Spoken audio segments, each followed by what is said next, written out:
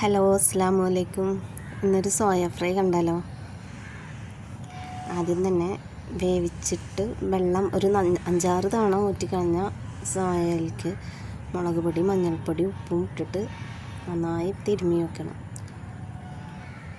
ഇതിൽ ഇഞ്ചി വെളുത്തുള്ളി പേസ്റ്റ് ഇടേണ്ടതുണ്ട്, പക്ഷെ എൻ്റെ കയ്യിൽ നിന്ന് അത് കഴിഞ്ഞിരിക്കണം. ഞാൻ 1 മാസത്തിനുള്ളത് അങ്ങനെ ആക്കി വെക്കാറ്, അപ്പോൾ അത് കഴിഞ്ഞിരിക്കണം. അപ്പോൾ ഇത് നന്നായി മിക്സാക്കിയതിന് ശേഷം ഫ്ലെയിം ഓൺ ആക്കിയിട്ട് ഒരു പാൻ അടുപ്പത്ത് വെച്ചിട്ട് അതിലേക്ക് ഓയിൽ ഒഴിച്ച് കൊടുത്തിട്ടുണ്ട്. ഇതിലേക്ക് നമ്മൾ മിക്സാക്കി വെച്ചിട്ടുള്ള സോയ പകുതിയായിട്ട് ഇട്ട് കൊടുക്കുക.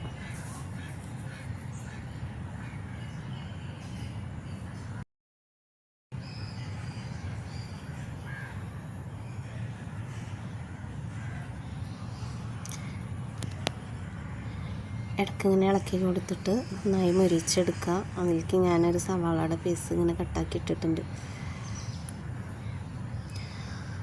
അപ്പോൾ ഇത്രേ ഉള്ളൂ, നമ്മുടെ സോയ ഫ്രൈ ഇവിടെ റെഡി ആയിട്ടുണ്ട്.